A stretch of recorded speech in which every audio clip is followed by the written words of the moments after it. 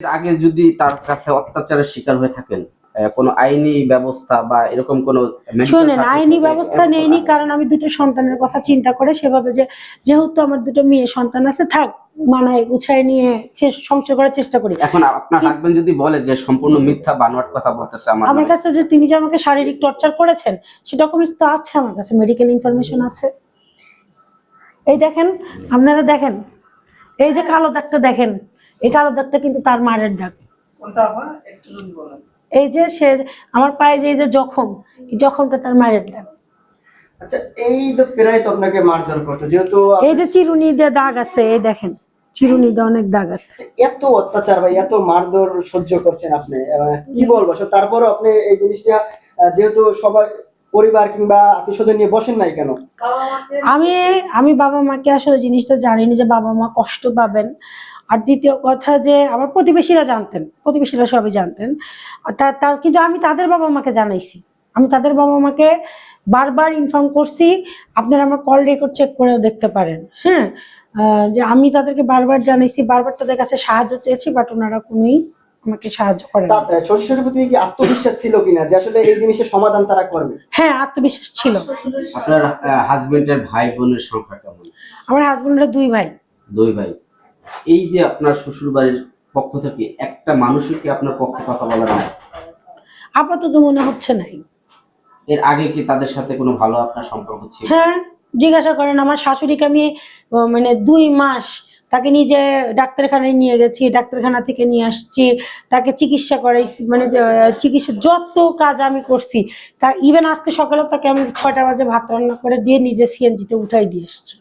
এখন আপনি কি শঙ্কিত যে ওই মেয়েকে নিয়ে সংসার করবে, আপনাকে ছেড়ে দিবে, এমন কোনো শঙ্কিত বোধ করছেন কিনা? হ্যাঁ, করছি। এই জন্যই তো আপনাদের কাছে হেল্প চাচ্ছি। সর্বশেষ দেশবাসী পুরা সোশ্যাল মিডিয়া আলোচনা এখন আপনাকে নিয়ে এবং ওই মেয়েকে নিয়ে, আপনার স্বামীকে নিয়ে কি বলার আছে, কি বিচার চান?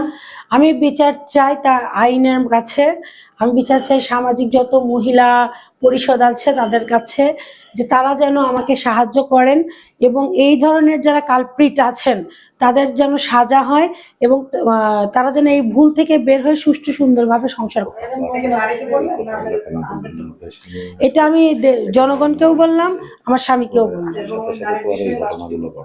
ওই নারীর বিষয়ে বলবো, এরকম মহিলা যেন ঘরে ঘরে মানে কারো সংসার মানে ইনভলভ না হয় এবং কারো সংসারকে যেন এরকম মিডিয়ার সামনে বেইজ্জতি হতে না হয়। এবং স্বামীর উদ্দেশ্যে কি বলবেন, তাকে কি মেসেজ দিতে চান? তাকে মেসেজ দিতে চাই যে সে আমার 2 সন্তানের বাবা।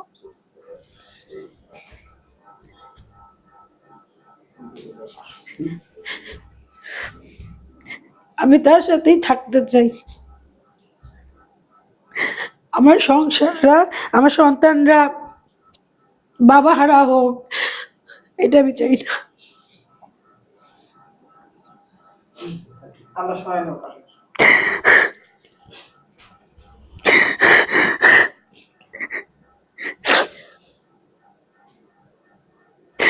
আমি অনেক কষ্ট করে, অনেক দূর, সবাই আমাকে বলে আপনি এত ধৈর্য ধরতে পারেন।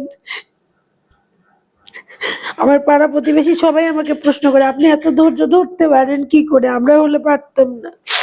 আমি আমার 2টো সন্তানের মুখের দিক তাকায় আমি সবকিছু স্যাক্রিফাইস করেছি, আর আজকে তারা আমাকে স্ত্রী হিসাবে পরিচয় দিতে অস্বীকার করে।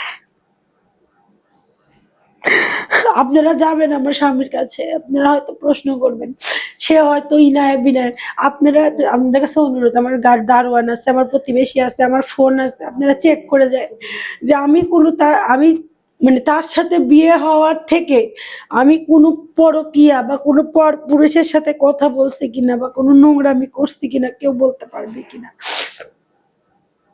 আপু, যেহেতু 8 বছরের সংসার, স্বামী এক স্ত্রী, আসলে এই ধরনের ঘটনা যখন প্রায় ঘটে, আসলে কেমন লাগে আসলে স্ত্রী হিসেবে, যেহেতু আপনি তাকে অনেক পছন্দ করেন, চাচ্ছেন সংসারটা করতে, সে ক্রমাগত আপনাকে এভাবে আসলে অত্যাচার মারধর করে, আসলে একটু বলবেন সংক্ষেপে আসলে অনুভূতি গুলো আসলে কেমন লাগে?